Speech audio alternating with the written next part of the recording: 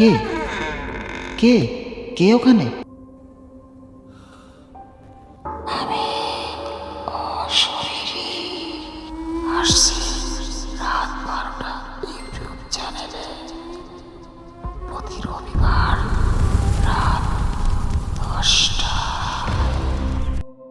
আমাকে ঘুমের মধ্যে রেখে আব্বু অফিসে যায়, আম্মু বড় বোনের বাসায় যায়, তখনও আমি একাই বাসায়। তো আমি যখন ঘুম থেকে উঠে ফ্রেশ হইতে যাই, তখন মানে আমি আয়নার মধ্যে দেখতে পারি যে আমার পুরো ফেসে মানে খামচির দাগ, একদম কাটা অনেকগুলা দাগ। এটা আমিও করি নাই বা কেউ করতেও দেখি নাই বা আমি আলাপও পাইনি, মানে আমি বুঝতেই পারিনি এটা কিভাবে হইলো।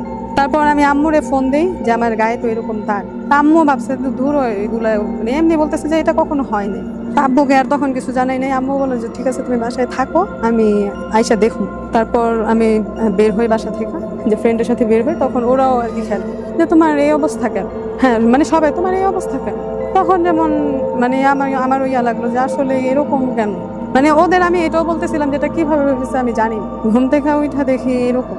তারপর আবার বাসায় যখন আসি তো আমার চাচিরা সবাই দেখা, ওনারাও একদম ভয় পেয়ে যায় যে রাফিনা তোমার কি অবস্থা, মানে এরকম কিভাবে হইলো। তো ওনাদের কাছেও তো এগুলোর ব্যাখ্যা আমি করতে পারতেছি না।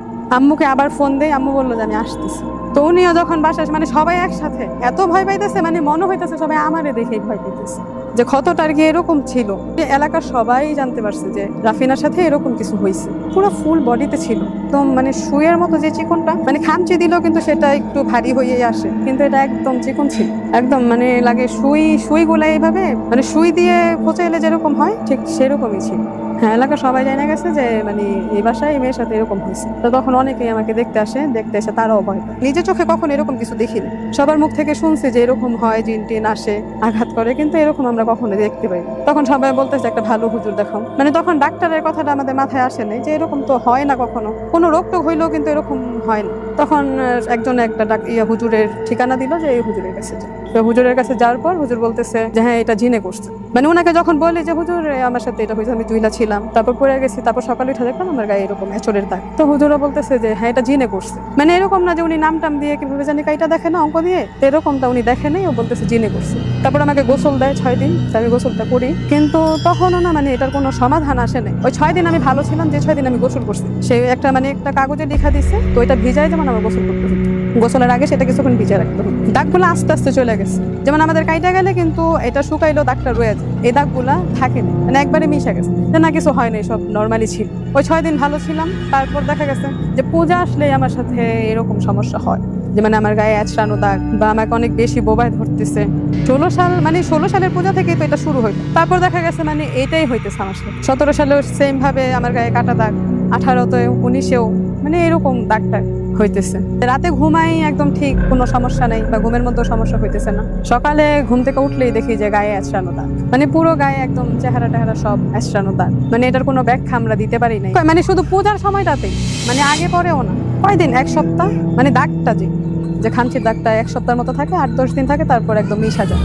2016 সাল থেকে আমার বোবাই ধরার রোগটা অনেক বেশি হয়। বোবাই ধরলে যেমন আমার দম বন্ধ হয়ে আসতো, আমি দেখতে পাইতাম যে আমার মানে দুই পাশে দুইজন কালো ছায়া, মাথার উপর একজন, বুকের উপর একজন বসে আছে, মানে একদম আমি চোখ খুলে দেখতাম, এরকম আমার মনে হয়। হ্যাঁ, আমি যেমন দম নিতে পারতেছি না, আমি নড়াচড়া করতেছি, আমি একা একাই দোয়া পড়তেছি, শব্দটাও বের হইতেছে না। প্রতি মাসেই না, যেমন জানালার পাশে শুইলে মানে হঠাৎ কিভাবে ধরতো এটার কোনো ইয়া নাই, যে মানে আমি এটা করছি এই জন্য আমাকে ধরছে, বা আমি একটা অন্যায় করছি বা ওরা রাগ করে এটা করছে, এরকম না। মানে হঠাৎ আমি ঘুমাইতেছি, এর মধ্যে এরকম হয়ে যাচ্ছে। দিনের বেলাও এটা হয়, মানে আমার সাথে যতবারই হইলো দিনের বেলায় বেশি হয়েছে, হয়তো দুপুরের সময় নয়তো সকাল। মানে শুধু পূজাতেই কেন এরকম হইতেছে তখন আমরা বুঝি নাই, বা আসলে মানে যেমন হুজুররাও বলতেছিল যে হয়তো হিন্দু জিনে তোমাকে এরকম করতেছে, যে তুমি বের হইতেছো এই জন্য তোমার সমস্যা হইতেছে।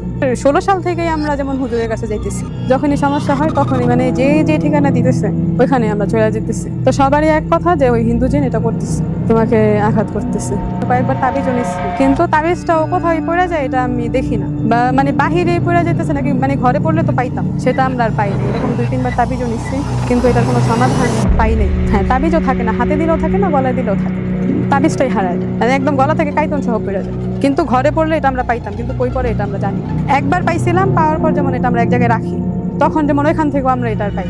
তারপর 2019 সালে এই পুজোর সময়তে এইরকমই যে আঁচড়ানো দাগ আর প্রচুর বোবায় ধরতেছে, মানে আমার সাথে যে থাকতেছে, মানে আমার সাথে যেই সুখ না কেন, ওনারা দেখতেছে না, কিন্তু এরকম হইতেছে আমার সাথে। তারপর যেমন আমার ফুফাতো বোনের জামাই, উনি এরকম জিন টিনের চিকিৎসা করে, তো উনি বলতেছে যে তোমার এত সমস্যা হইতেছে, হুজুররা এগুলো বলে, তো তুমি মানে আমাকে কেন বলো না? তো তখন যেমন আমরা বললাম যে হ্যাঁ ভাইয়া এরকম সমস্যা হইতেছে, আপনি কি করবেন, আপনি কি কিছু করতে পারবেন? তখন বললো যে ঠিক আছে তাহলে আমি তোমাকে নিয়ে বসবো।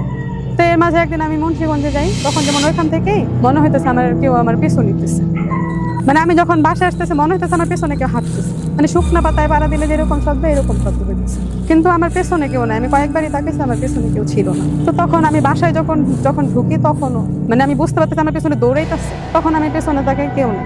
তারপর তখন কারেন্ট ছিল না, তো আমাদের আগের বাসাটা সামনে দিয়ে অনেকখানি জায়গা ছিল, তো আমি এক পাশ থেকে যখন অন্য পাশে আসতেছি মানে লাগে আমার দিকে দৌড় দিল, তখন আমিও ঘরের মধ্যে একদম দৌড়ায় ঢুকে যাই।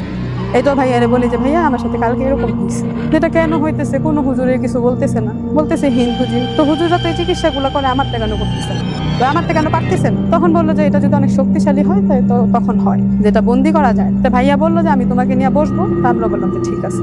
একদিন সন্ধ্যার পর আমাকে নিয়ে বসলো, তো ওনাদের আবার ইয়ে আছে যে গ্লাসে জিনটাকে ডাকাইতে পারে, ওনারা কিছু দোয়া টোয়া মানে কিছু আমল করে এটা জিনটাকে ডাকাইতে পারে।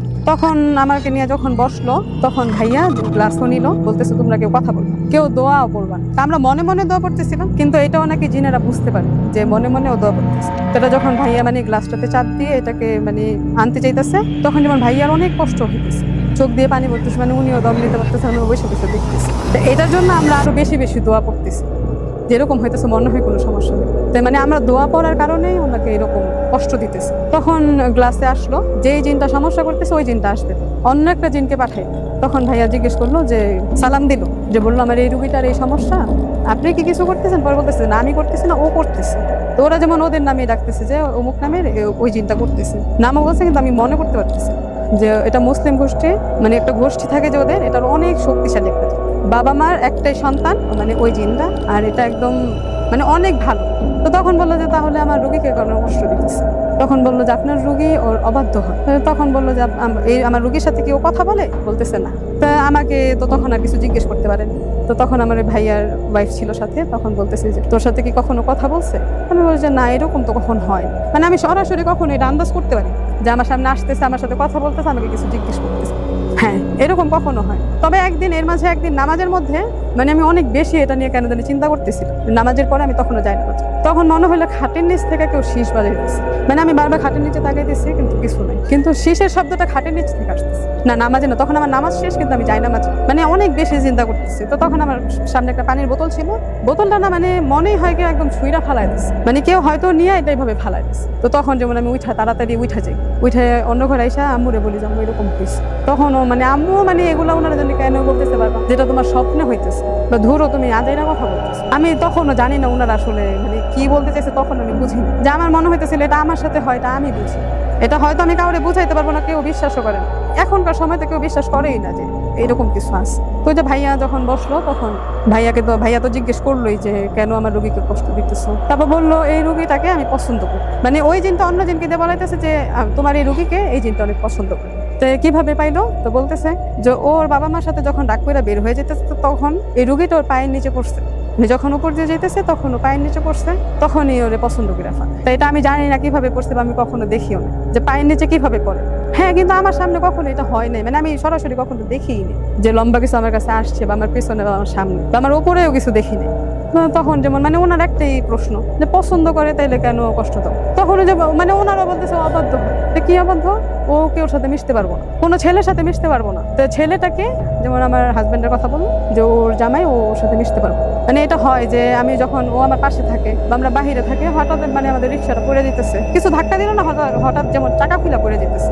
তারপর মানে অন্য কোনো ছেলে নাই, জামাইটাই যেমন অসহ্য ওর কাছে। তো তা বললো তো কি করবে এখন? বললো যে ও ওর সাথে থাকতে পারবে না।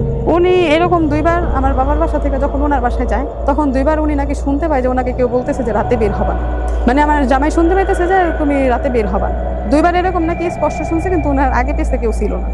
তো আরেকদিনও এরকম উনি রাতে বাহিরে ছিল 2টা-3টার দিকে, তো একটা বাচ্চা মেয়ে নাকি ওনার সামনে এসে বলে তুমি বাসায় চলে যাও। তো তখন আমরা মানে আমি বিশ্বাস করি যে ধরো এরকম কি হয় যে তোমার সামনে এসে বলতেছে তুমি বাসায় চলে যাও। পরে বলতেছে যে না, এটা হয়েছে। তারপর যখন বললো যে তুমি তাহলে ওরে ছাইড়া দাও, তুমি যেহেতু জানতেছো ওর বিয়ে হয়েছে, ওর জামের সাথে থাকতেছো, তুমি ওরে ছাইড়া দাও। বলতেছে যে না, ওরা আমি ছাইড়া কখনো যাবো না, যাবো আমার ইচ্ছাতে, কিন্তু কেউ এটা করতে পারবে না। বলতেছে তাহলে তোমার এখন আমরা মাইরা ফেলবো। তো হুজুর এটা মাইরা ফেলতে পারে দোয়ার মাধ্যমে। বলতেছে যে না তুমি এটা পারবা না, তুমি যদি এটা করতে যাও আমি রোগীর অনেক কষ্ট দিব। মানে এটা নাকি জিনটা বারবার বলতেছে রোগীর অনেক কষ্ট দিব। তো তখন যেমন আমার ভাইয়াও যেমন ইয়া করতে পারে যে না রোগীরা কষ্ট দিলে তো হবে না, তখন যেমন আমার গায়ে অনেক প্রবেশ করতেছে, যে আমার উপর ভর করতে চায়, কিন্তু আমার ভাইয়া এটা দেয়নি। তো ওরা যদি একবার ভর করে তাহলে এটা বারবার করতে পারবে ভর, মানে এটা তখন ওদের কাছে কোনো বাধা হয়ে থাকবে না। তো তারপর যেমন এই যে কথা চালায় যায় যে কেন কষ্ট দিতেছো, কেন পূজা আসলে এই সমস্যাটা হইতেছে, কেন ওর জামাইয়ের সাথে থাকলে সমস্যা হইতেছে, এটা তো আর খারাপ সম্পর্ক না। তো তখন মানে একটাই কথা, আমি কেউ সাথে ওরা সহ্য করতে পারবো না। তো তখন যেমন ভাইয়া এটারে মানে সাইরা দেয় যে ঠিক আছে তুমি কি চাও আমরা ওইটা করবো, তোমার কিছু দিতে হইবে বললো না। তো কি দিতে হবে মানে ওই একটাই কথা, আমি রাফিনারে চাই। তো তখনও না মানে আমি খুব ভয় পাই যখন বলতেছে যে তোমার কি দিতে হইব। তো ভাইয়া বলতেছে যে রাফিনাকে কেন চাও, এইটার মানে অ্যান্সারটা আমরা তখনও পাইতেছি না যে কেন এরকম করতেছে। যদি এটা ক্লিয়ার করে দিত তাহলে যেমন একটা চিকিৎসার মধ্যে আমরা চলে যেতাম। মানে তখন ওরা বারবার বলতেছে, ওই জিনটা বারবার বলতেছে যে আমি কখনো যাব না, আর যদি যাইতে হয় আমি নিজে ইচ্ছাতে যাবো। তো তখন যেমন ভাইয়া এটা দোয়ার মাধ্যমে আবার এটারে মানে চলে যেতে বলে চলে যায়। তখন ভাইয়া বলতেছে যে তোমার দোষে তোমাকে আঘাত করে, কি দোষ, তোমার সাথে ও কাউরে সহ্য করতে পারে না, তুমি এটা এড়ায় যাও, মানে তুমি তোমার জামাই থেকে কিছুদিন দূরে থাকো, দেখো এই সমস্যাটা হয় না। আমাকে বললো তুমি 3 কুল করবা, আয়তুল কুরসি বলবা, বুকে ফু দিবা, আর কোনো সমস্যা হইব না। আমি সেটাই করি, কিন্তু এই দোয়াগুলো পড়ার পরও আমার সমস্যা হচ্ছে। যেমন আমাকে বোবায় ধরতেছে, বা ঘুমের মধ্যে ঘুম থেকে উঠা দেখতেছি গায়ে একটা আঁচড়ানো দাগ, বা হঠাৎ করে ওয়াশরুম থেকে মানে ওয়াশরুমে থাকাকালীন আমি ফিল করতে পারি যে আমার একটা জায়গা খুব চইলা উঠলো। তখন যদি আমি সেটা দেখি যে 2টা বা 3টা এরকম করে খামচির দাগ। তো ভাইয়াকে যেমন আবার জানি, উনি আমাকে একটা তাবিজ দেয়, তো জাফরান কালি বলে, ওইটা দিয়ে একটা তাবিজ দেয়। তারপর ওই তাবিজটা কিছুদিন করার পর আমার কোনো সমস্যা হয়, তাবিজটাও কই জানি পড়ে গেছে, মানে তাবিজটা আমরা আর পাইনি যে কই পড়লো। তখন আমাদের 2টা রুম ছিল, পড়লে তো এই 2টা রুমের মধ্যেই পড়বে, তাই কোথাও নেই। তারপরও যেমন এই যে 21 সাল 22 সাল 23 সাল মানে এখনো সমস্যা হইতেছে, যে আমাকে বোবাই ধরতেছে, ব্যাচটানো দাগ হইতেছে, কোন একটা বাধা আসতেছে। তো যেমন আমাদের পারিবারিক কিছু ঝামেলা, আমি যেমন বলতেছি যে হয়তো এই জিনটা করতেছে, যেহেতু ও বলছে যে ও আমার জামাইয়ের সাথে আমাকে সহ্য করে না, তো দেখা গেছে এই জিনটাই করতেছে, না আর কি করবে। সামনাসামনি কেউ করলে সেটা আমরা দেখতে পাই বা শুনতে পাই যে ও করতেছে, মানে এটার কোনো উত্তর নাই যে কে করতেছে বা কেন এরকম হইতেছে।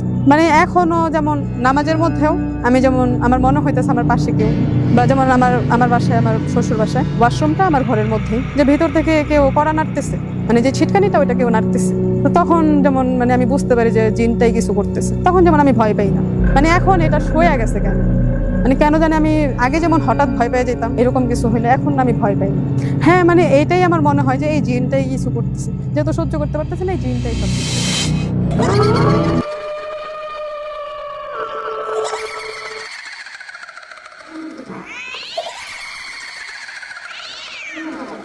ভয়ের সময় রাত 12টা, রবিবারের রাত মানে ভয় পাওয়ার রাত। খেজুর গাছ ছিল, গাছের আগা থেকে একটা পর্দা আপনার রাস্তা ক্রস করে ফেলাইছে। মানে জিনিসটা মানে আসলে একটা মানে সাদা অবয়ব, কাপড়টা যেটা ওইটাও সাদা, কাপড়ের মতো নানা পেজ দেখা যাচ্ছে। আমার সাথে লাইটার ছিল, আমি লাইটার জ্বালাইছি। হ্যাঁ দেখলে আর কি এগুলো নাকি ভয় পায়, লাইটটা অফ হয়ে গেছে। হয়তো সে সামনে গিয়ে ব্যাক করবে, আর না হয় সে আবার পিছনে যাইতে উল্টা, কিন্তু সে মানে কিছু করে না, ডাইরেক্ট গাড়ি ঘুরে গেছে। আমরা যেমন মোটরসাইকেল ঘুরে ফেলাই, পরে আমি মানে সেন্সার আগালাইছি।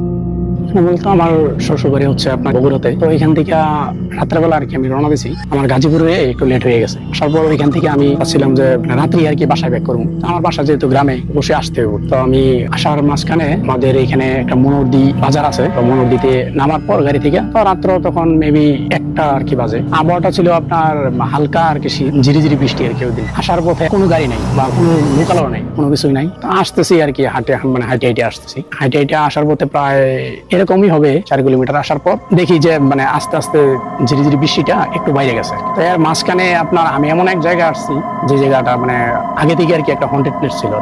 বিষয়টা হচ্ছে এখানে ভয়ানক কিছু ইয়া আছে আর কি, মানুষজনের কাছে আর কি আগে শুনতাম। ওইখানে অনেক লোক আর কি সুসাইড করছে, কিছুদিন পর আপনার সুসাইড করে। এখানে আসার পর শরীরটা হঠাৎ করে আর কি মানে ঝিমঝিম করতেছে, তারপর গরম হয়ে গেছে আর কি। তারপর এই ঝিরিঝিরি বৃষ্টির মধ্যে, শীতের মধ্যে আমার শরীর মানে পুরাই ঘেমে গেছে। এখানে একটা ট্রেনিং সেন্টার আছে, ট্রেনিং সেন্টারটা ক্রস করার পর এখানে একটা আম গাছ আছে। আম গাছের নিচে একজন মহিলাকে আবার দাফন হয়েছিল, সে সুসাইড করছিল। তো আম গাছের মধ্যে এমনিতে দিনের বেলা দেখা যায় প্রায় সময় বিভিন্ন ধরনের তাবিজ কবচ এগুলো আর কি, জন্য থেকে সুতা। ওইখানে আসার পর শরীরটা মানে আরো গরম হয়ে গেছে আর কি। তো বৃষ্টির মধ্যে আমি মানে ঘামতেছি পুরো। কিছুটা মানে সামনের দিকে আসার পর হঠাৎ করে মানে আমি অবয়ব কিছু আর কি একটা লক্ষ্য করলাম। তো এখানে একটা খেজুর গাছ ছিল। তো খেজুর গাছের ওই একবারে মানে গাছের আগা থেকে একটা পর্দা আপনার রাস্তা ক্রস করে ফেলাইছে। মানে মূলত যেটা বলে আমরা যে রাস্তা আটকায় ফেলাইছে। এখন আমার সাথে লাইটার ছিল, আমি লাইটার জ্বালাইছি। আমি তো আগে শুনতাম যে হ্যাঁ দেখলে আর কি এগুলো নাকি ভয় পায়। আমি ওই সময় এতটা ভয় পাই না। ভয় না পাওয়ার পর আমি চাচ্ছিলাম যে সামনের দিকে আগাইতে, পরে দেখি যে না, সামনের দিকে আগানো সম্ভব হচ্ছে না। মানে বাতাসের বেগ হঠাৎ করে মানে এই ধরনের বাতাস আসলো এইখানে, যে অন্যদিকে কোনো বাতাস নাই, শুধু এই জায়গাটার মধ্যে শুধু বাতাস। আমি সামনের দিকে আগাইতেছি, আস্তে আস্তে ও আমার মানে সামনের দিকে আগাইতেছে। তারপর আমি জিনিসটা মানে আসলে একটা মানে সাদা অবয়ব, কাপড়টা যেটা ওইটাও সাদা, কাপড়ের মতো, নানা পেজ দেখা যাচ্ছে, শুধু রাস্তার এই পাশ থেকে এই পাশ মানে আটকানো আর কি। তারপর আমি সূরা টুরা পড়া শুরু করলাম। সূরা টুরা পড়া শুরু করছি, আস্তে আস্তে দেখি যে না, এও মানে আস্তে আস্তে পিছনের দিকে যাইতেছে। তো আমিও এখন সামনের দিকে আগাইতেছি। যেহেতু আমার সামনের দিকে আগাইতে, সামনের দিকে আগানোর পর দেখি যে না, সে মানে যাচ্ছি না। এই মতো অবস্থায় প্রায় 1 ঘন্টা যাবত আমি এখানে দাঁড়ানো, মানে আমি লড়তেই পারতেছি। পরে আস্তে আস্তে মানে আমার পুরো শরীর দেখি যে মানে ঠান্ডা হয়ে আসতেছে, স্তব্ধ হয়ে যাবো আর কি, এরকম অবস্থা। তারপর প্রায় 1 ঘন্টা ক্রস হয়ে যাওয়ার পর আমি তো শুধু আল্লাহরে ডাকতেছি যে হয়তো এখান থেকে মনে হয় না আজকে পেছে করতে পারবো। এমন সময় প্রায় 1 ঘন্টা ক্রস করার পর হঠাৎ করেই আমার থেকে আরো 2 থেকে 300 আর কি গজ এরকম হবে দূর থেকে একটা ট্রাক, ওই যে মাটি কাটার যে ট্রাকগুলো, ওই ট্রাক একটা দেখলাম, কোনো শব্দ নাই আর কি, শুধু মানে লাইটের যে ফোকাসটা এই শীতের কুয়াশার মধ্যেও মানে আমার কাছে জিনিসটা প্রথমেই আর কি খটকা লাগিয়ে গেছে। না আমার তো তখনও সেন্স আছে। তো এই সেন্স অবস্থায় আমিও দেখতেছি যে লাইটের যে ফোকাসটা দিয়েছে, ওই ফোকাসটা মানে রাস্তার এক প্রান্ত থেকে অন্য প্রান্তে মানে পুরোপুরি দেখা যায়। তখন মানে আমার ভিতরে একটা মানে সাহস ঢুকে গেল যে হয়তো একটা গাড়ি আছে, আলো দিয়ে আমি ক্রস করে মানে বলে দেবো আর কি জায়গাটা। তারপর আস্তে আস্তে সামনের দিকে আগাইতেছি। তো গাড়িটা আমার কাছাকাছি আসছে। আসার পর আমি বললাম যে ভাই আপনি কই যাবেন? তো উনি কোনো আমার মানে উত্তর দিল না। তো না দেওয়ার পর শুধু বলছে যে আপনার কি সাহায্য দরকার নাকি, এতটুকু বলছে। আমি বললাম যে হ্যাঁ আমার তো সাহায্য দরকার, আমি এখানে একটা ঝামেলা বেড়ে গেছি। আমিও তেমন কিছু বলি না, যেহেতু আমার ভিতরে একটা ভয়ের আতঙ্ক আছে। আমি গাড়িতে উঠলাম, ওঠার পর মানে আমি অনেক প্রশ্ন করছি যে আপনি কোথা থেকে আসছেন বা আপনার বাসা কোন জায়গায়, আপনি কোন জায়গায় মানে মাটি কাটবেন। তারপর উনি আমার কোনো উত্তর দিল না, শুধু উনি মানে ড্রাইভ করতেছে আর কি গাড়ি। ড্রাইভ করার পর ওইখানে সামনে আবার একটা বাজার আছে, বাজার ক্রস করার পর আস্তে আস্তে প্রায় আরো 2 কিলোমিটার পর্যন্ত আর কি আসছে। তখনও আমার ভিতরে মানে ওই যে আগের যে ভয়টা, ওইটাই শুধু মানে কাজ করতেছে যে আমি কোন জায়গা থেকে আসলাম। না তখনও আমার ভিতরে মানে একটা আতঙ্ক কাজ করে নাই যে ড্রাইভার কেন উচ্চ মানে দিতেছেন আর কি। পরে আসার পর আমি ভয়টা আরো বেশি পাইছি। তখন সামনে ওইখানে আমি যে জায়গায় মানে ড্রাইভার আমাকে বলতেছে আর কি, এমন একটা জায়গায় ব্রেক করছে, সামনে প্রায় 300 গজের মতো আর পিছনেও প্রায় এরকম সেম হবে 200-300 গজের মতো। ওইখানে হয়তো বেগে যাইতে হইব, ওইখানে গিয়ে গাড়িটা মানে ঘুরাইতে হইলে, আর না হয় সামনে যাইতে ক্রস করে। তো আমার মাঝখানে মানে ওইখানে একটা খেজুর গাছ ছিল, ওইখানে মাঝখানে আমার নামাই দিছে। নামাই দেওয়ার পর বলতেছে যে আপনি চলে যান, আপনি যাইতে পারবেন। আমি নামলাম, নামার পর তো বললাম যে ভাই ঠিক আছে ধন্যবাদ। ধন্যবাদ দেওয়ার পর উনি আর তেমন কিছু বলে নাই। পরে আমি যাইতেছি, লাইটের তো আলো আছে, সামনের দিকে প্রায় 200 গজের মতো হাঁটলাম। হাঁটার পরে আবার একটা এখানে স্টিলের ব্রিজ আছে, ব্রিজের কাছাকাছি আসার পর গাড়ির যে লাইটটা অফ হয়ে গেছে। অফ হয়ে যাওয়ার পর আমি পিছন দিকে তাকাইছি, তাকানোর পর দেখি যে গাড়ি আবার উল্টা ওই দিকে যাওয়া শুরু করছে, মানে লাইটের ফোকাস ওই দিকে, মানে আমি যে দিক থেকে আসছি এই জায়গাতে মানে ঘুরানোর কোনো সিস্টেম নাই, সেখানে সে আবার উল্টা বেগে যাওয়া শুরু করছে। তো ওই দিকে যাইতেছে, তখন মানে ভিতরে একটা আবার আতঙ্ক কাজ করছে যে ওইটা কিভাবে সম্ভব। গাড়ি যেহেতু সামনের দিকে আসছে, হয়তো সে সামনে গিয়ে ব্যাক করবে, আর না হয় সে আবার পিছনে যাইতে উল্টা। কিন্তু সে মানে কিছু করে না, ডাইরেক্ট গাড়ি ঘুরে গেছে, যেরকম আমরা যেমন মোটরসাইকেল ঘুরে ফেলাই, হ্যাঁ ওইভাবে সে ঘুরে আবার যাওয়া শুরু করছে। তারপর ভিতরে একটা ভয়ের আতঙ্ক কাজ করছে। তারপর আমি মানে দিলাম দৌড়, মানে ভিতরে যখন ভয় কাজ করছে, সামনে আবার কিছু বাড়ি টাড়ি আছে, দৌড় দিছি। তখন মানে শিয়াল অনেক ডাকতেছে, প্রায় ওই সময় তো এখানে 3:30-এর কাছাকাছি এরকম আর কি বেজে গেছে। তো আমি আসার পর আস্তে আস্তে আবার হাইটা কতটুকু মানে দৌড়ে যাই, কতটুকু হাইটে যাই। তবু মানে চিন্তা হচ্ছে যে আমি আজকে বাড়িতে যাবো। এখন মাঝখানে আবার কিছু বাড়ি ছিল, একটা বাড়িতে ঢুকছি, যখন শিয়াল অনেক চেঁচামেচি করতেছে, তখন একটা বাড়িতে ঢুকছি। রান্নাঘরে ঢুকার পর আমি মানে লাকড়ি পাইছি আর কি, লম্বা 2 হাতে 2টা নিয়ে, যাতে শিয়াল যাতে আবার কামড় না দিতে পারে। ওই সময় একটা শিয়ালের আতঙ্ক ছিল। তারপর যাওয়ার পর ওই যে সামনে এখানে একটা বাজার আছে, আমি বাজারে আসার পর মানে আমার আর কোনো সেন্স নেই। একটা গার্ড আছে আর কি, হ্যাঁ আমার মানে সম্পর্কে আর কি এরকম আর কি চাচা হয় আর কি। পরে আমি মানে সেন্স হারা গেলাম। সেন্স হারানোর পরে উনি মাথায় পানি টেনে দিচ্ছে আমার, দেওয়ার পর প্রায় এরকমই আর কি আধা ঘন্টা হবে। আধা ঘন্টার পর জ্ঞান ফিরছে। জ্ঞান ফেরার পর দেখলাম যে ওনার কাছে আমার কিন্তু ওই যে ওইখানে জায়গা যে আমি দৌড়ে আইছি, এর ভিতরে আর আমার সেন্স আছে। তাই আসার পরে এখানে জ্ঞান ফিরছে, উনি বলতেছে যে কি সমস্যা। তো ওনারা আমি সমস্যাগুলো খুলে বললাম। পরে বলতেছে তাহলে কি বাসায় দিয়ে দিব। পরে আমি আধা ঘন্টা পরে বললাম যে না, আমার দিয়ে আসতে হইব না, এখন মোটামুটি শরীরে একটা ইয়া। তারপর আবার আস্তে আস্তে হাইটা হাইটা বাড়ি পর্যন্ত আসলাম, বাড়িটা সামনেই। তখন বাড়িতে ঢুকার মুহূর্তে গেটের মধ্যে আম্মা দাঁড়ানো। আম্মা বলতেছে কয় তুই তো ফোন দিলি না, তুই যা।